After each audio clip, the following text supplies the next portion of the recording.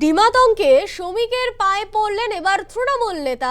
শ্রমিক ভট্টাচার্যের পায়ে পড়ে একেবারে কেঁদে ভাসালেন এক তৃণমূল নেতা। সেই ভাইরাল ছবি আপনাদের দেখাবো।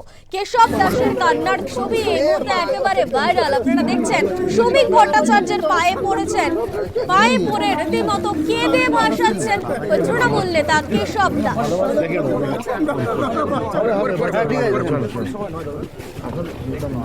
ঠিক জায়গায় আপনি বলবেন।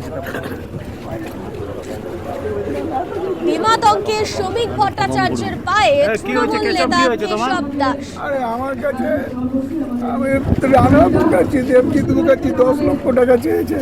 কিসে জন্য চেয়েছে? দিতে হবে না হলে আমার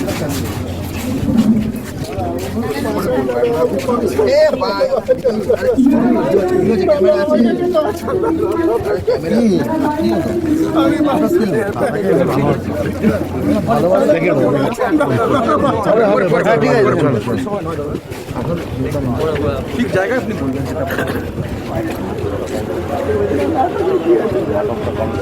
কম করুন।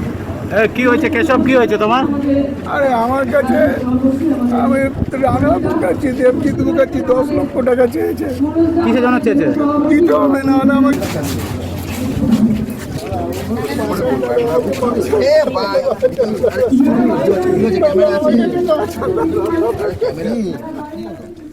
ডিমাতঙ্কে এবার শ্রমিক ভট্টাচার্যের পায়ে পড়লেন তৃণমূল নেতা কেশব দাস। এই ভাইরাল ছবি আপনাদের দেখাচ্ছি। পায়ে পড়ে একেবারে কেঁদে ভাসালেন তৃণমূল নেতা। কেশব দাসের কান্নার ছবি এই মুহূর্তে একেবারে সোশ্যাল মিডিয়ায় ভাইরাল। ডিমের আতঙ্কে, ডিম ছোড়ার আতঙ্কে এবার শ্রমিক ভট্টাচার্যের পায়ে তৃণমূল নেতা। শ্রমিক ভট্টাচার্যের পায়ে পড়ে একেবারে কেঁদে ভাসালেন তৃণমূল নেতা কেশব দাস। এই ছবি এই মুহূর্তে ভাইরাল। ফোনে রয়েছে প্রতিনিধি তাপস লাহা। তাপসা, শ্রমিক ভট্টাচার্যের পায়ে পড়ে একেবারে কেঁদে ভাসালেন তৃণমূল নেতা।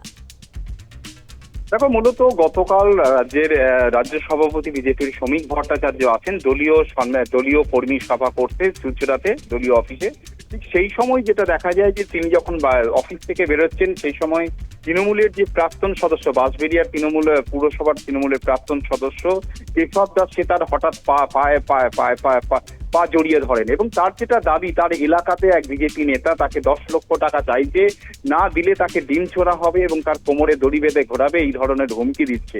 এবং সেই আবেদন জানাতেই তাকে সেই ভিজিট করার জন্যই তিনি বিজেপি রাজ্য সভাপতির পায়ে পড়ে তাকে চেয়েছেন। যদিও তিনি খুব একটা গুরুত্ব দেননি বলে যেটা প্রাথমিকভাবে যেটা দেখে মনে হলো, যে তিনি কিন্তু তাকে সরিয়ে দেয়, তার দলীয় কর্মীরা তাকে সেখান থেকে সরিয়ে দেয়। পরে এই কেশব দাসের যেটা অভিযোগ, তার উপর গত কয়েকদিন ধরেই বিজেপি কর্মী এই ধরনের হুমকি দিচ্ছে এবং সে যথেষ্ট আতঙ্কিত এবং আতঙ্কিতর কারণেই তিনি বিজেপি রাজ্য সভাপতির কাছে এসেছিল। যদিও সেখানকার যিনি বিধায়ক, অর্থাৎ বিজেপির সপ্তগ্রাম এলাকার যিনি বিধায়ক, তিনি কিন্তু বলেছেন বিষয়টা তারা খতিয়ে দেখতে প্রয়োজনীয় তদন্ত। একেবারেই তাপস, ধন্যবাদ।